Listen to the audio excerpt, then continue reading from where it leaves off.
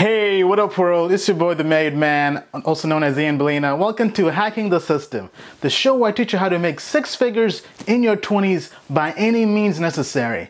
And this week I had the pleasure of attending Token Summit in New York City 2017, the world's first conference purely dedicated to initial coin offerings, also known as ICOs. What are ICOs and how are they disrupting and hacking venture capital?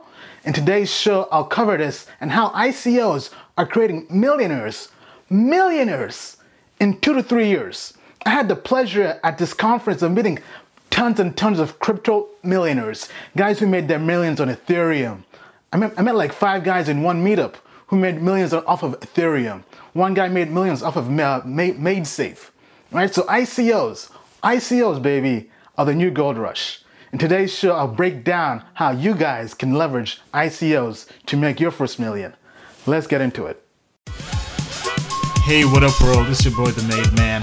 Welcome to Hacking the System, the show where I teach you how to make six figures by any means necessary while you're still young. Create the lifestyle of your dreams and hustle to greatness. So right now, we're living in the biggest gold rush of human history. Let me say that again. Right now, we're living in the biggest gold rush in human history. The biggest wealth transfer in human history is happening right now, right before our eyes, in the background. And very few people know it even exists, right? The biggest amount of wealth is being transferred right now. We're in a golden era. What era is that? It's the ICO era, the initial coin offering era. The blockchain era, right?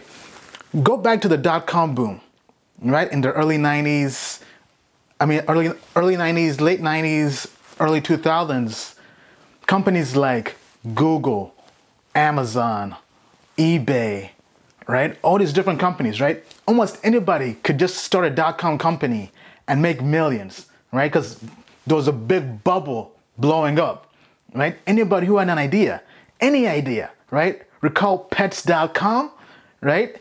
Anybody who had an idea was making millions and billions during this bubble. But guess what, right? The bubble eventually popped. But although that bubble popped, it still made lots and lots of people rich, right? Because they were in early, right? They were early to the party. The people who came late to the party missed out. Right, so for example, all the founders of those companies became billionaires in less than 5 years, right? eBay, Google, right? You have your Yahoo, all these different companies back then. But not only the founders, even the employees, the early employees of Google, eBay, Amazon became millionaires during that dot-com era, right? That was the most recent gold rush we had. But guess what? Right now we have a new dot-com era. And no, it's not .com, it's something called blockchain. Blockchain is the most disruptive innovation in technology since the internet itself. Just think about that for a second, right? How disruptive has the internet been in human history, world history, right? People all over the world have access to information. People in oppressed countries and nations have access to information because of the internet. People can learn from Wikipedia for free. Right? Khan Academy, YouTube, Google. Access to all this information in the world is available to anybody, right? Information is no longer tied to just the rich people, right? The internet has disrupted technology. But guess what? Now we have to set our sights on the future. Where's the future going? What's the next disruptive technology? Lots of people think, including myself, that next disruptive technology is blockchain. Blockchain is a technology that came about from the creation of Bitcoin and cryptocurrencies, right? And I'm not going to delve deep into that video because I've already done videos based on that topic of blockchain and Bitcoin. But in this particular topic of ICOs and initial coin offerings, this disruptive technology is the new gold rush. All right, so I've been talking a lot about ICOs. I've been hyping it up, right? As you can see, I'm on the ICO hype team from Token Summit. But what exactly are ICOs? Initial coin offerings, also called ICOs for short, or ICOs, some people call them that, right? But I call them ICOs, are basically getting the best of what are known as IPOs in the business world, on Wall Street, initial public offerings, when a company goes public and lists their shares available to the general public, they get the best of that world and also take the best of crowd offerings from sites like Kickstarter, GoFundMe, and AngelList for businesses, and they combine them to create a Super Saiyan type creation, right? Like basically going Super Saiyan 4 or something, right? They basically get the best of both worlds, they fuse them together to create this disruptive innovation called initial coin offerings, right? So to kind of backstep, an ICO is when a blockchain company, right? It has to be a blockchain because that's where it comes from. A blockchain company has an idea, right? So it's a business, a project. They have an idea of building something on a blockchain product, which is typically an application, right? So examples could be Bitcoin, Ethereum, Stratus, which is blown up, by the way, if you guys don't know, right? So they have an idea that they want to build.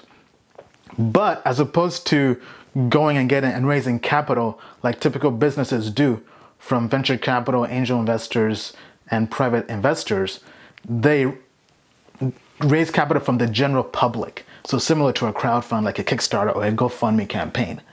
But the difference is that this is a specifically blockchain company or product that they're building. And in exchange, as opposed to giving you equity in their project or their company like they do with typical venture capital or angel investors, they give you tokens or cryptocurrencies in exchange for your money, right? So as opposed to just purely giving them money in your typical crowdfunding campaign on Kickstarter, right, and expecting a product, the investors, when it comes to ICOs, don't care about a product. They just want to get that token. They're about that token life, man, right? So they want the cryptocurrencies. They take those currencies, and the reason they invest and give them money, which is usually done in Bitcoin or Ether, which is the currency for the Ethereum platform, right? So in exchange of their Bitcoin or Ether currency, they get the currency for that particular project. So for example, if we use Stratus as an example, Stratus launched their ICO last year, right? And Stratus, which is basically their project was building a C# platform on top of the Bitcoin blockchain, right? So the idea was letting C# developers create applications on the Bitcoin blockchain without having to know C++, right? Because it's basically adding a abstraction layer, or kind of like an API, without getting too technical with it, kind of like an abstraction layer to make it easier for somebody to write applications in a different language and translate them to the Bitcoin platform, right? So that's keeping things as simple as possible. That's what they're doing, right? They're basically building a translator to let you program in a different language on Bitcoin blockchain. And that was the idea. They raised funding last year somewhere in the summertime, right? They raised their funds, and it was a very low ICO. I don't have the numbers off the top of my head, but I believe they raised about $2 million. But anyway, right? They take that money. In exchange, they gave investors tokens called Stratus tokens, right? And investors purchase these tokens because they anticipate that if they believe in the project, or if they think other people believe in the project, they anticipate the value of those tokens they have to go up in value over time, right? So they're basically taking a chance, a risk, a gamble on this company, and they're betting the farm. Well, not really betting the farm, but they're taking their chances, expecting the value to rise. So once they have these tokens, first of all, they purchase these tokens at pennies on the dollar, right? They basically, since they're early investors, they get them at a discount, right? So for example, the Stratus ICO, you were able to purchase the Stratus tokens at less than 2 cents. I believe it was 0.017 cents per token. That was last year, right? It hasn't even been 1 year yet. It's not even summertime yet.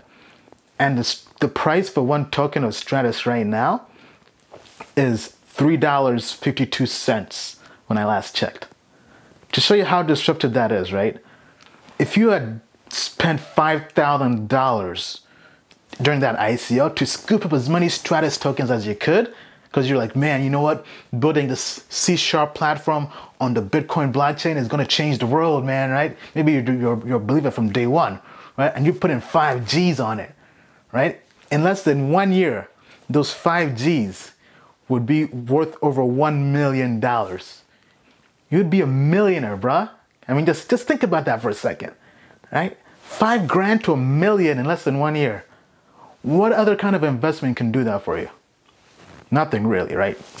So that being said, right? So to kind of backstep, right? ICOs, initial coin offerings, are when investors, regular people like me and you, the public, usually spend our money to purchase tokens from a company or a project that hasn't yet launched, or maybe they have a prototype. In exchange, they give us, in exchange for our money, which is Bitcoin or Ether usually, they give us their token for their project or their platform, and we hold on to them. And in about a week to a month or so, we can then take our tokens, and if we like, hold on to them, or if we don't like, sell them on an online exchange, similar to your investing sites like E-Trade, TD Ameritrade. There are other exchanges purely for cryptocurrencies like Bittrex, Poloniex, where we exchange them for Bitcoin or Ether, right? So basically, we can sell them off, or we can liquidate our investment, right? So this is how ICOs work at a very, very simple level. And now let's go into what IPOs are to truly understand where ICOs come from. All right, so what are IPOs, also known as initial public offerings, which is where ICOs kind of borrow some methods from, right? So IPOs are when a private company gets their private shares and makes them publicly available to the whole world. It's the first time listing themselves public to the world that, hey, we're open for business, you guys can purchase our shares, right? So for example, all companies on Wall Street, on those exchanges like NASDAQ, New York Stock Exchange, even exchanges in Japan, across the world, right? When they go public, that's what that concept means. Going public for a company is having an IPO, saying, hey, we want to raise more money. So as opposed to just raising money from the private industry, from private sector, we now can go and raise capital from the entire world, from anybody who's willing to give up their money in exchange for these shares, right? So companies like Google, Amazon, Tesla, Snapchat, which recently just had an IPO, right? All these companies now are available for purchase, right? So if you go on your online brokerage store or site, for example, E-Trade, Ameritrade, and you look up the symbol SNAP, S-N-A-P, you can purchase shares of Snapchat, right? So that's how IPOs work. Now, the issue with IPOs is that only rich people can play ball. I say that because although the general public now has access to purchase companies, we've missed the boat. We missed the golden rush. By the time we're purchasing a company on Wall Street after its IPO, post-IPO phase, right? The price of that stock has 10x, 50x, 100x in terms of this initial price, right? So if you're an early investor, pre-IPO, that's where the real money is made, because IPOs make billionaires overnight. Let me say that again. IPOs make billionaires overnight, right? If you want to know the cheat code to being a billionaire, start a company, go public, have an IPO. That's the secret, right? Game over, right? The thing is, though, it's hard to do, right? All the billionaires out there, they become billionaires by having IPOs. So companies like Facebook, with Zuckerberg, Bill Gates, Microsoft, the Snapchat CEO, Evan Spiegel, just became a billionaire. I believe now he's worth like, what, 20 billion? All from an IPO. So now you're probably wondering, how do they become billionaires? They become billionaires by leveraging, right, IPOs. So if we take a step back, I think we have basically two phases: the pre-IPO phase, the post-IPO phase. Imagine an IPO as a party. The pre-IPO phase is when the party is bumping, right? Good vibe, good music, good drinks. Post-IPO phase is when the party is kind of dip, you know? This party is getting kind of whack. It's getting overcrowded. It's kind of musty and dusty in here, right? So imagine if we go on public sites like PitchBook, which shows us venture capital and angel investment rounds for companies, and if we look up the company Snap, which is for Snapchat, right? The price, right? So the price for purchasing one share of Snapchat during the Series A1 round was 1 cent per share. I did not mess up. Let me say that again, right? The price for purchasing 1 share of Snapchat was 1 cent per share. I mean, just blows the mind, right? And let's say you missed that boat, right? Because I believe that's usually for the angel investors, like that first check in, right? The first guy, because their Series A 1 round, they had a valuation of about $500,000. All right, then let's say after that, there was a Series A round itself, and you could have purchased 1 share of Snapchat for 21 cents, right? 21 cents is still not bad, right? So if you've never done any kind of investments before and you don't understand what this means, right? This next part will show you how powerful IPOs are and the pre-IPO phase is, right? So after that, Snapchat had multiple rounds of raising more capital, and with each further round of capital they raised, their valuation keeps on growing, right? So their initial valuation was about $500,000, then it went to about, I believe, like $5 million, then kept on going, right? So after the pre-IPO phase, they now go public post-IPO. So, right, so now they've been in business because their first raised capital in 2012. Right now we're in 2017, so it's been 5 years. So after 5 years of hiring more employees, building a better product, right, they're obviously going to be a better company making more money, right? So during their post-IPO phase, when they went on Wall Street and said, hey, you know what? We're ready for business. This party's kind of late for the private investors. They want to cash out, right? Now your average mom, dad, Joe, Jane can purchase shares of Snapchat at the amazing price of $17 with a valuation of $24 billion.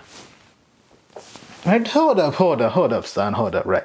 Wait a minute. You mean to tell me people are rushing to purchase Snapchat stock at a valuation of $24 billion with a price of $17 when the people who are early in Snapchat purchased those same shares of stock for only 1 cent or 21 cents?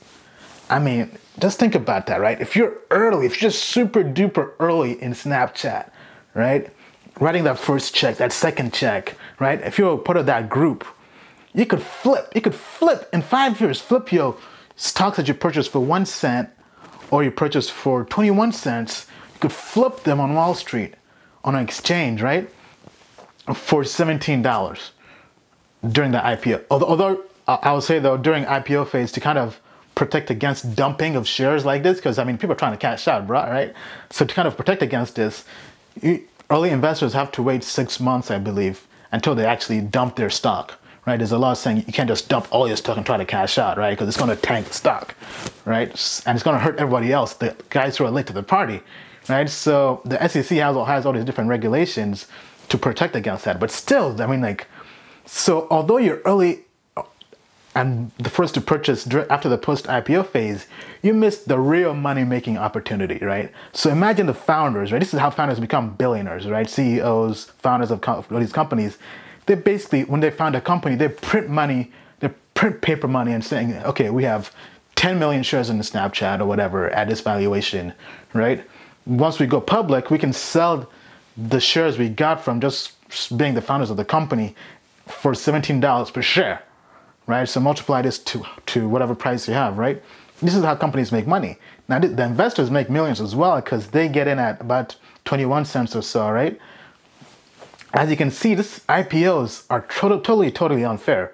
They're unfair in the sense that you can't invest in the pre-IPO phase due to SEC regulations. That's the American Security and Exchange Commission. It's meant to protect your average investor. And they have regulations saying that to invest in the pre-IPO phase, you have to be what's known as a sophisticated or accredited investor.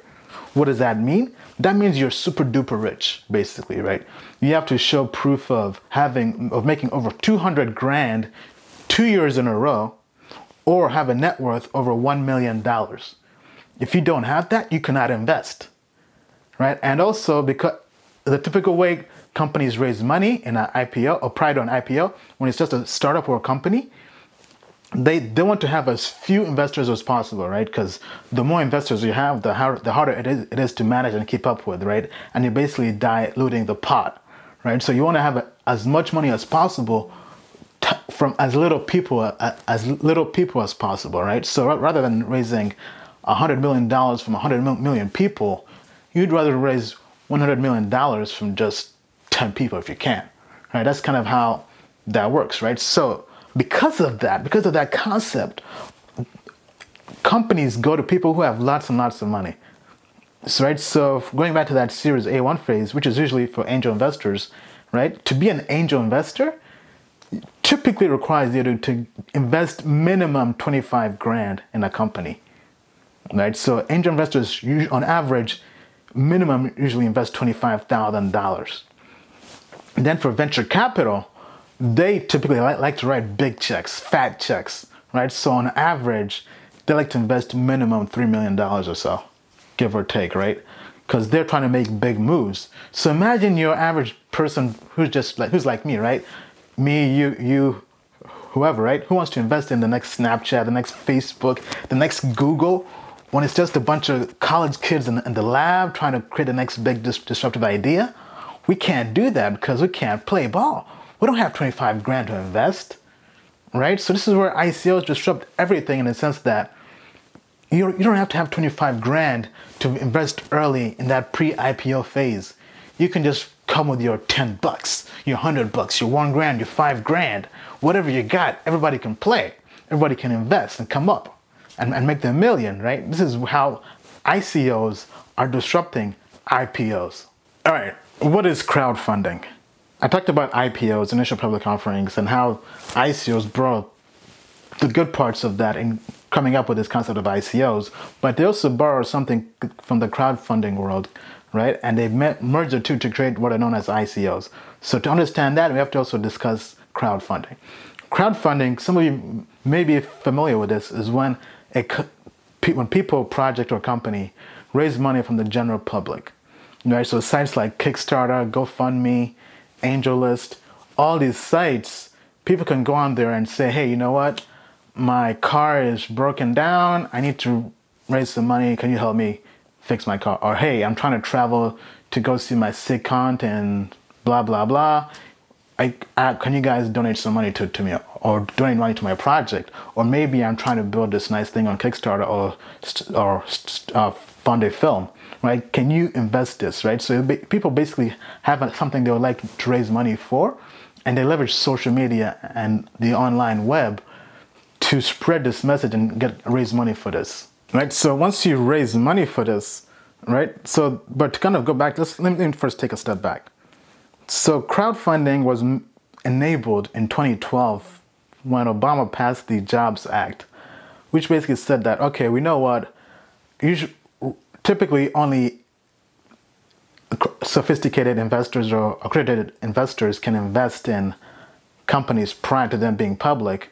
But now we're going to open it up to the general public and say, okay, you don't have to be an angel investor and invest a minimum of 25 grand or have over $1 million net worth or make over 200 grand in 2 years in a row to invest in a company. Now anybody can come and invest in this company or project, right? So this made sites like Kickstarter available, AngelList, which is for startups to raise money from everybody. However, although that was good and kind of opened up the space, right? There are still regulations and stipulations as to how much you could raise. I believe there was a cap in terms of each individual could only invest 100 grand if they weren't a sophisticated investor, right? So there's still laws tying the people down, right? So although it was a good concept, there are still restrictions, right? So ICOs, initial coin offerings, took the concept of raising money from the general public, kind of like Kickstarter, AngelList, and take the concept of IPOs in terms of people getting back, as opposed to a product, they're getting back shares, right? And they merged the two to create something that's totally disruptive. And let's get into the next part and talk about how disruptive this is. All right, so we talked about how ICOs take the best of both worlds from crowdfunding and IPOs and make this Super Saiyan 4 type fusion, amazing disruptive innovation. But how are they actually hacking venture capital, right? Because venture capital used to only belong to the rich people. As I mentioned before, only the rich people could invest in Google, Amazon, Tesla, Snapchat, pennies on the dollar in that early pre-IPO phase, right? Everybody else post-IPO was getting a bad deal. Well, now companies, right? So going back to Stratus example, companies, as opposed to only raising money from venture capital or angel investors, right? VCs on average invest minimum $3 million, and angel investors who are basically just super rich people, individuals, on average invest a minimum 25 grand, right? Now they, in the same manner as a crowdfunding campaign, they go to the entire World Wide Web. Anybody in the world, no matter your location, just think about that, no matter your location, the company, like for example, Stratus is based in London, but me over here in Washington, DC, I can still put my money in without even having to fly there, right? So they open up to the entire world. Anybody can invest money into this blockchain company, right? Because ICOs are for blockchain companies or projects or ideas. And the premise is that as an investor, as opposed to receiving equity in the company, we receive tokens that we can then flip and sell at a higher value, ideally down the line, right? But it's a value for companies especially, right? Because now, so picture Shark Tank, right? The hit TV show Shark Tank with Mark Cuban, Mr. Wonderful, Draymond John, right? All those different people, right? How many times do you see people come on to Shark Tank and say, okay, you know what? The investor is going to give you $250,000 in exchange for 10% of your company, right? So with typical venture capital or angel investments, right? Because Shark Tank guys are basically angel investors, right? People with over $1 million net worth. They basically invest in exchange for equity. The company getting money has to give up something. They have to give up ownership of their company, right? Which is a bad thing, right? Because let's say you own 100% of your company. Each time you raise money, you're giving away a slice of the pie. Now companies are sprinting towards ICOs because ICOs allow them to raise capital, right? So imagine, go back to that Shark Tank example. That same company can raise that $250,000 and give up 0% ownership of their company. Zero. A big fat goose egg, right? So imagine the value that is and how disruptive that is for companies, to a point that in the last 1 year alone, blockchain companies have raised more than 2.4 times money from ICOs than from venture capital and regular investments, right? And the companies are raising millions of dollars, millions, right? Ethereum ICO raised $18 million. Recently, there was the Mobile Go ICO. Recently, just closed up last week. There is $55 million, right? The Gnosis IPO was humongous, right? The biggest IPO. I mean, not IPO. The biggest ICO, excuse me, right? Kind of mixing up the words. The biggest ICO raised I believe $160 million. So there's a ton of money in this space. So with that being said, right? The fact that companies don't have to give up equity in their company to raise money just disrupts VCs, venture capital, angel investments right off the bat. That's the first way it's disrupting venture capital. The second way it's disrupting venture capital is that there's barely little regulation or laws in this space when it comes to ICOs, meaning that it's the wild, wild west in a good way though, right? In the sense that there's no red tape, blue tape, or there's different government agencies saying, hey, you can't do that, you can't do this, right? So imagine a typical IPO, the initial public offering on Wall Street. The SEC Commission has so many different amounts of paperwork you have to file. I believe like just filing for it is like over 600 pages of paperwork. With an ICO, there's barely any paper. There really isn't paperwork. You just say, okay, you know what? It's kind of like firing up a Kickstarter page saying, okay, hey, you know what? We're gonna raise this amount of money. Here's where you guys can put the money in. We'll give you the tokens, right? So there's less paperwork. Now, I'm not gonna say there's zero paperwork, but it's much, much easier and faster for a company to raise money with an ICO than go through all these different regulations, stipulations with an IPO and getting private capital, right? And the third way ICOs are disrupting, breaking down the wall, the barrier of venture capital and angel investing is liquidity. that's probably the takes the cake in terms of what exactly is disrupting, right? So just picture this, right? I mentioned earlier how Snapchat, the first check by the first investors was in 2012. Snapchat finally had their IPO in 2017. That's a full 5 years. So if you were the first investor in Snapchat, wrote that first check at a discount, right? Pennies on the dollar, 1 cent, 21 cents, what have you, right? You would have to wait 5 years to realize your gains. Meaning that you would have to wait 5 years to have the ability to cash out, to sell those shares you bought, you purchased, right? So you have to wait for 5 years. I don't know about you guys, but I don't have 5 years to wait, bruh. Like, you know, like, hey, trying to make this ends ASAP, right? So now ICOs are disruptive in the sense that they have almost instant liquidity.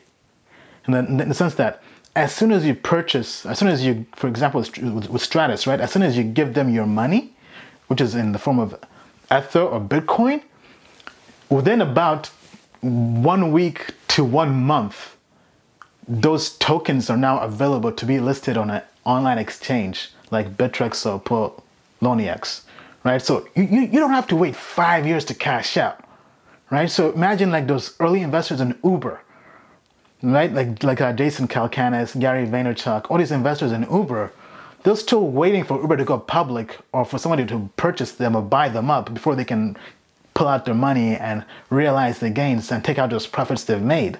I mean, sure, they're gonna make a ton of money on those investments, but they have to wait on average 2 to 7 years. But with an ICO, you only have to wait on average a week to a month or so, right? So for example, I've invested in multiple ICOs, and initially, I mean, so I began investing with small amounts, just kind of try to test out the waters. Only $100, right? I put $100 on the Humanic ICO, which is a project basically that's trying to help the unbanked population across the world with banking, right? It's a great, stable idea, disruptive idea, great company, right? But I just to test the water, I just put $100 on it. And within a month, I've gotten over a 300% return on my money, right? And I can cash out right now. I don't have to wait 2 years, 5 years, 7 years. I can cash out in a month. Now, so the guys out there that all they do is just flip ICOs. They put in 5 G's, a month later it's 10 G's. They repeat, right? Just like they're straight cheesing the system, cheesing the game, hacking the system, right?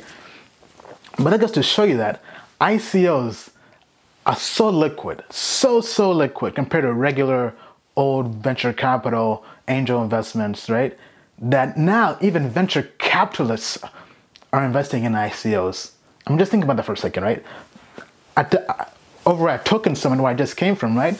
I met a whole bunch of hedge funds, like people who made their millions, made their M's in cryptos, and now they run hedge funds where they invest in ICOs. You know, I went to a meetup, met 3 hedge fund guys. They all made their millions investing in the Ethereum ICO. Right? I'll talk about that later in the next section. But right, all these people are putting big money in these ICOs because they're liquid. You can invest in them and a month later pull out your money if you don't believe in the project anymore, or if you just want to make a quick profit. Or you can hold like regular venture capitalists and just ride the wave till the project matures. But you have options, and it pays to have options. All right, I've been hyping up ICOs a lot, but what is the history, right? Just to kind of give you guys an idea of where this idea or concept came from. The very first ICO was launched by Mastercoin, I believe. I think they're the first ones to truly do this on a big scale, right? So Mastercoin was like, hey, you know what? We're trying to raise money, but let's just raise money from the general public in the same way as crowdfunding campaigns do it. But in exchange, as opposed to giving them a product, we'll give them tokens. We'll give them our cryptocurrency. And people loved it, man. They loved this idea. They raised so much money. They raised $5 million from this crowd sale. And people loved it, right? That was the very first ICO. Then moving forward, we've had lots and lots of big ICOs. We had the Ethereum ICO, where I met lots of millionaires at Token Summit that made their millions on Ethereum ICO. So people were able to invest in the Ethereum ICO. They raised, I believe, $18 million. And the price for Ethereum token at that point was 30 cents. I don't know if you checked the price of Ethereum right now, but at the time of this video, it's about $160. So that's a big return on your money in less than 3 years. Less than 3 years, man. Like life-changing profits, as Ty Zen and LeonFu.com say, right? And then the DAO, as I mentioned earlier, was the biggest ICO we had, and they raised over $160 million. All right, and now it's come to a point where the industry and the space is so mature, we have ICOs almost every single week. So there are different calendars. You can go out there and find different ICOs to invest in, but this space, this is just the beginning. The best is yet to come. All right, so now we go to the meat of the video, right? The creme de la creme, the part you guys have been waiting for. So how can ICOs make you a millionaire in less than 5 years, right? In like 1, 2, or 3 years, right? I've kind of talked about this in different parts of the video building up to this, but right, this basically just showcases with 2 examples, right? So the Ethereum ICO. Ethereum is the second biggest competitor, is the second biggest cryptocurrency out there after Bitcoin, right? It has a market cap of, last time I checked, I believe like $16 billion. But you could have invested in their ICO in 2014 at a market cap or valuation of only $18 million, because that's how much money they raised. I mean, well, not really, but yeah, so you could, anyway, who cares, right? You could basically have bought Ether, which is the currency they raised, right? They were giving out in exchange for Bitcoin. You could have given them Bitcoin at a price of 30 cents per Ether, right? So for 30 cents, so imagine you put in 2 grand, 2 G's, $2,000 in Ether in 2014. $2,000. Right now in 2017, in less than 3 years, those $2,000 you have would be worth over $1 million. Just think about that for a second, right? $2,000 in less than 3 years, you're a millionaire. I mean, like, that's disruption right there. Now, this is how millionaires are being made overnight. So when I was at Token Summit conference, the world's first cryptocurrency conference, right? I was meeting a whole bunch of people that made their millions on Ethereum ICO, man. Like, it was so inspirational, so moving. I'm like, yo, man, I need to bet the farm on this, right? Then the other example is Stratus. Stratus is like probably within the last year, one of the biggest cryptos out there, right? So I mentioned earlier, right?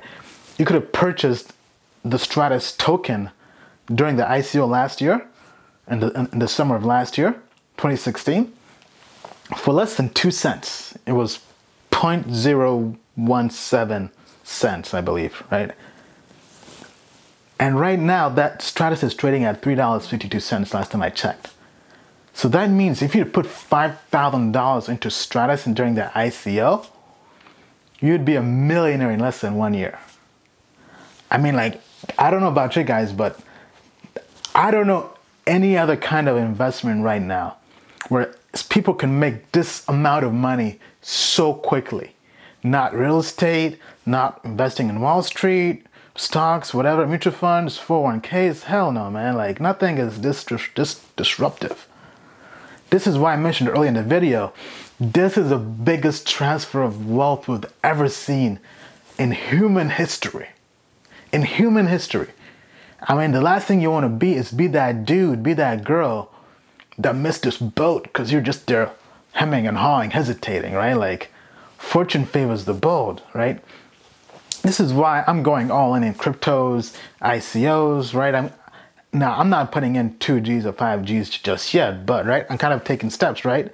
So with me, I'm basically starting in small, right? I first began I was investing about $100 in each ICO, and I was doing about 2 or 3 ICOs a week, right? Then that was like my first month, just kind of see how the entire process worked, learn how to send money to a project, learn how to get the money back, store the money, and flip it on an exchange, right? So far, I haven't really flipped any ICOs. I'm just kind of holding onto them for the long term, right? Then after a month or so, I raised the amount I was investing to $500 per ICO, right? Then a month later, I'm going to start doing one grand per ICO, right? Because I basically allocate a particular amount of my crypto portfolio to ICOs, right? So after a while, after you start making money on your portfolio, you can start putting money into different ICOs, right? But the idea is that if you get in early, you're basically like purchasing Snapchat pre-IPO. You're basically purchasing them at 1 cent, 21 cents, and flipping it and selling it, as opposed to, I'm selling it for like 17 cents post-IPO. I mean, $17 post-IPO, right? So going back to Stratus, right? Less than 2 cents, $3.50 in less than 1 year. Ethereum, 30 cents, flipping that for 160, right? So people are making millions out here, man. Like, this is the fastest way I know to make a million. If you know any other faster ways, definitely put me on, plug me in, drop me a comment, let me know. But this right here is the game, it's the truth. All right, so I've been hyping up ICOs a lot, but now we go to the next part of it. Is it safe to invest in ICOs, initial coin offerings? Right, so back in the day, in the early phases, it wasn't as safe as it is now. Right now, it's definitely a lot more safe, but in the early days, it was kind of a wild, wild west, right? It has the same problems you may have with your typical crowdfunding projects, right? So maybe your Kickstarter, your GoFundMe, whatever, where you give people the money, but you may not be sure if they actually follow through with what they say they're going to do, right? But so imagine you're giving somebody $100, $2 grand, $5 grand, and the project, they never actually start the project. They run off with the money, and now they scam you, or maybe the project just completely fails and bombs. In the early days, that was more likely.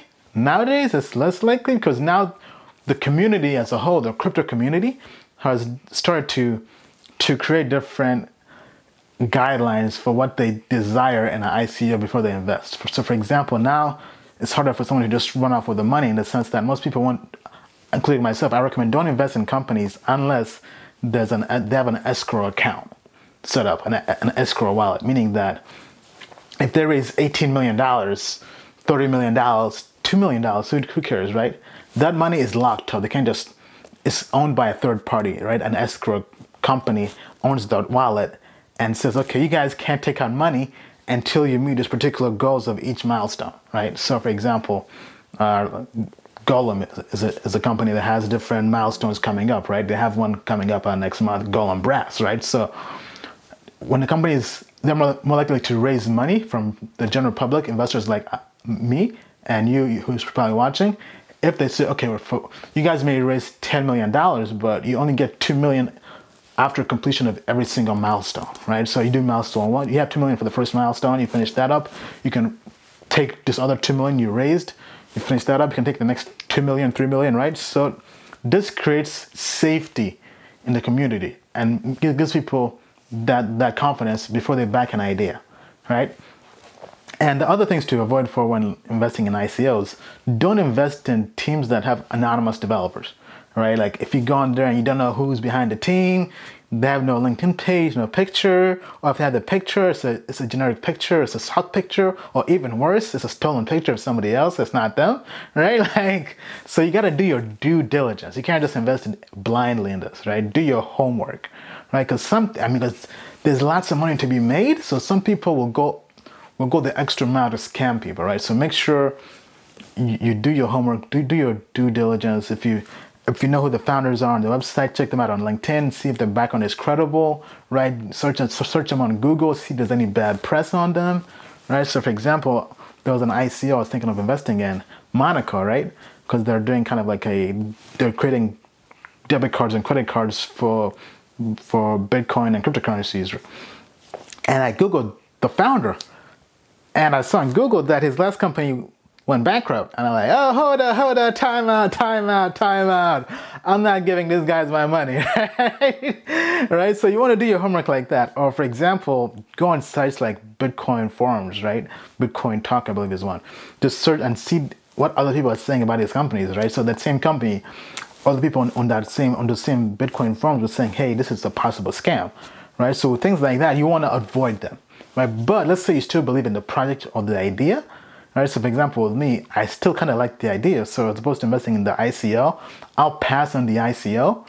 But as soon as that project, as soon as the token gets listed on an exchange, I'll buy it early at a discount and just write it off, right, as the price goes up. Because ICOs are tricky, right? So, but once a project gets onto an exchange, you can still purchase it at a very, very cheap price and just write it off. So for example, some ICOs although they're disrupting venture capital, there's still some restrictions, right? So for example, some ICOs, you can't invest in them if you're from America because we still have some SEC rules blocking some stuff, right? So there's some ICOs I couldn't invest in, like I believe it was iExec and RLC, some cloud computing stuff. I mean, it's some supercomputing stuff on a blockchain. So I couldn't invest in it because I was in America, right? So although now I learned I could just use a VPN, virtual private network, to access it, but still, right? You can just wait for the ICO to finish up. Once it got listed on the exchange, I just purchased their tokens for about, I purchased it for 35 cents, rode the wave till it was like 75 cents and sold, right? So for about 70 cents. So I basically doubled my money in like a week or two, right? But so those are different ways you can navigate ICOs.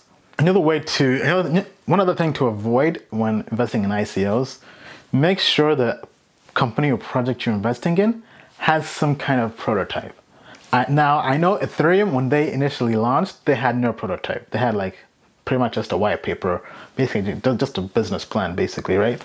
But that was super duper early. Now the space is more competitive, right? So expect the company to have a prototype, a proof of concept, minimum viable product, MVP, right? Have some kind of working prototype prior to you investing money in them, right? Because you're taking a chance in this, right? And now there are sites out there that actually share their due diligence with others for free. So for example, one site I just found out recently and I love is called ICOrating.com.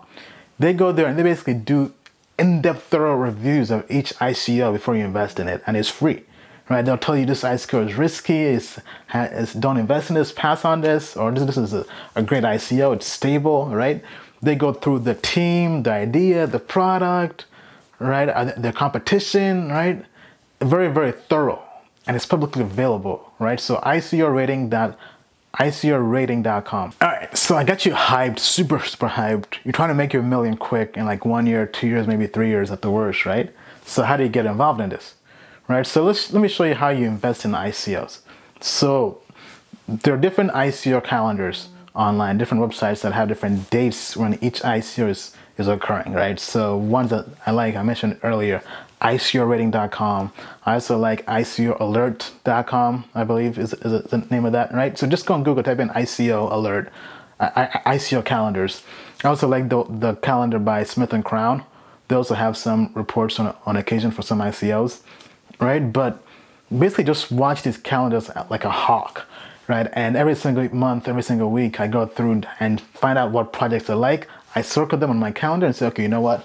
Let me line up $500, 1G, maybe down the line 2Gs, 5Gs for this ICO, right? So just kind of make a note of whatever ICOs you want to invest in. Go on the website, do your homework, do your research, due diligence, right? Then get your money ready. Then once they launch, because they basically have launch dates, right? So let's say there'll be an ICO launching tomorrow, right?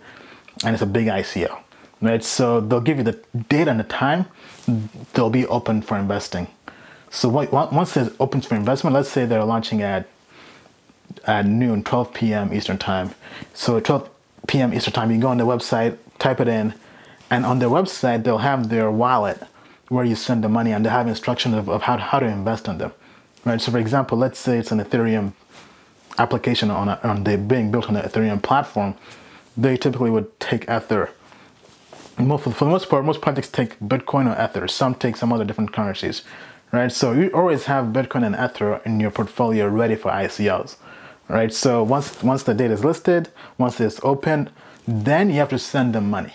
So one thing to note though is some ICOs are capped, meaning that they close off after they raise a particular amount of money. So for example, let's say, I know that there was a storage ICO I was a part of recently. Their goal was to raise $30 million. So after 30 million, if you're late to that party, you're out, right? So, and some ICOs sell out like that, right? Some ICOs have sold out in like 30 minutes, right? I think the storage ICO was lasted about 2 or 3 days, I believe, right? And some ICOs have no cap, and they last an entire month, right? So all these different things are available on these different websites on their calendars, right? So you know if an ICO is capped, that means you have to be super early, ready to press the button to send your money there, right? Whether you're Bitcoin or your Ether. Now, once you send the money, sometimes there are basically two ways the projects will send you their tokens. Sometimes it's instant, especially if it's being done with my Ethereum. With Ether. If it's a ERC20 token, which is kind of like this standardized token for Ethereum platform applications, meaning that it's very, very easy for them to send you their tokens right back to you, right? So from your wallet, from your Bitcoin or Ethereum wallet, if you're new to Bitcoin or Ethereum, I have an earlier video that covers that, and just go on YouTube or just search in Google how to use a Bitcoin and Ethereum wallet. But one thing to note, make sure when you're sending money, when you're sending your Bitcoin or your Ethereum to these ICOs, don't send them money from an online exchange. I repeat, don't send them money from an online exchange like Poloniex, GDAX, Coinbase, Gemini, Bittrex, Bitfinex, right? Because all these websites, you don't own the private keys. And if you have to claim your tokens down the line, sometimes they'll require you to have to sign and verify that it was you that sent the tokens. So it's not somebody who's trying to pose as you to steal your tokens. And to sign and verify, you'll have to have your own private keys. You have to have access to the private keys, right? So what I recommend for Ethereum ICOs is my Ether wallet, which is just myetherwallet.com, I believe, right? And then for Bitcoin, well, it kind of depends, right? Sometimes you can just use a regular wallet like Exodus or Jax, or you can just use one like blockchain.info. I've used that one before because I had issues with the Exodus, with not being able to verify, so I had to export my private keys. So just to kind of give you guys a warning in advance, sometimes it can get very, very technical, especially if you're a beginner, if you're a newbie at this, right? So to kind of avoid all that headache, invest in ICOs with your own wallet, not an exchange wallet like Coinbase or Poloniex or what have you, right? I recommend my Ether wallet for anything Ethereum because that one always works, right? And Bitcoin, I would recommend blockchain.info or Exodus. Or even better, if you have a hardware wallet, that works even better, right? But not everybody has a hardware wallet, right? So with that being said though, right? Once you send the money, right? Usually, sometimes it could be within a few days, right? But as I mentioned earlier, it can be anywhere between 1 week to a month to where they'll give you back the tokens, right? So you basically, because once they close funding, once they close raising money, after a few days, then they'll give you the tokens, right? So some campaigns, they close very, very early, within a day, within 2 days. Some campaigns, it takes them 1 month to raise money, right? Because sometimes they aren't capped, but the ones that are capped, usually, and they're popular and there's lots of demand, they typically close early, right? So anyway, once they give you the tokens, you can store them either in your wallet, if it's ERC20 token, if it's Ethereum token, you can store it in the My Ether wallet, or if it's whatever different token, you store it in that project's wallet. So for example, Stratus has a Stratus wallet you can download from the website, right? So whatever the website is, sometimes if they have their own wallets they use, right? And you can hold the tokens there. But anyway, once you have the tokens, you basically just hold on to them and just wait until that token becomes available for trading, for buying and selling on an online exchange like Poloniex or Bittrex and some others, right? So this could be a week, it could be 2 days, it could be a month, maybe even longer sometimes, but that's rare, right? But it's a lot more liquid than waiting 5 years for Snapchat to go public or Uber to go public, right? So like for me on average, usually it's been, so I've had some go public on exchanges within 2 days to a week, right? Some, yeah, I would say within 2 days to a week. Some maybe longer, maybe 2 weeks, but it's very, very quick, very, very liquid, right? And the way I treat ICOs is I just buy and hold, just buy and hold, just buy and hold, right? Because this is a long-term hold for me, long-term investment for me. So I'll just buy something, hold it, not gonna look at it for 2 years, right? If it pops early, I'll buy some more, right? So Humanic, I initially bought $100 in the ICO. because I wasn't quite sure about it, but it was a good idea, but very, very lofty idea, you know, save the world, cure world hunger, unbanked, all this stuff, right? But once I realized I got a 3x return within like 2 weeks, I went back and put in 2 G's. Then 2 weeks later, I came back, put in 2 more G's. So now I have like $4,000 invested in a Humanic ICO. And when it launched on the exchange, it was at 4 cents. Now, last time I checked, it was at about 14 cents. And this could possibly go to like $5, right? So I'm trying to catch that next Stratus, the next Ethereum, trying to make my million on cryptos, right? And I hope you guys can go out there and also execute on everything I've talked about this in this video. All right, so this has been probably one of the longest, if not the longest video I've ever done. But it's probably one of the best videos I've ever done because this is disruptive. This is disruptive. I'll keep on saying this, right? As I mentioned earlier in the video, this is the biggest transfer of wealth in human history, in world history, right? More people are becoming millionaires within 1 year with Stratus, within 2 or 3 years with Ethereum and others, right? I came back from Token Summit, the world's first cryptocurrency conference on ICOs and tokens, right? And I met a whole bunch of millionaires from Ethereum made safe ICOs, right? So, I mean, this is real. This is real. This is tangible.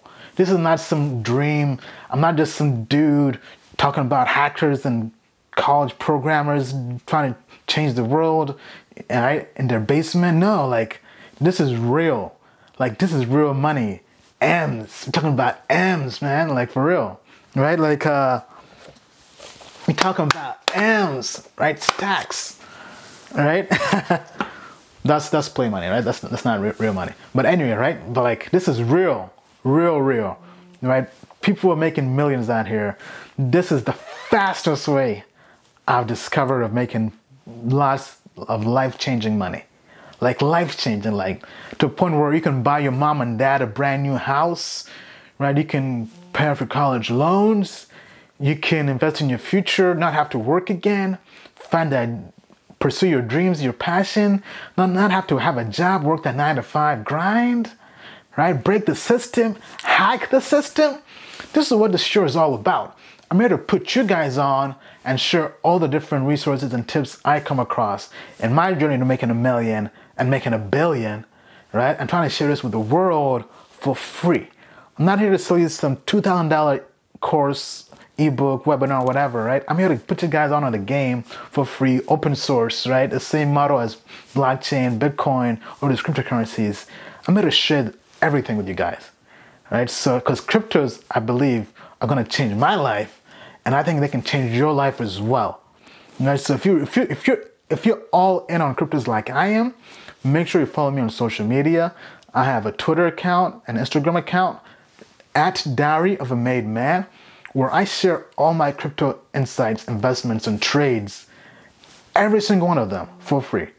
I post them on my Instagram stories. I post them on, I tweet them out, right?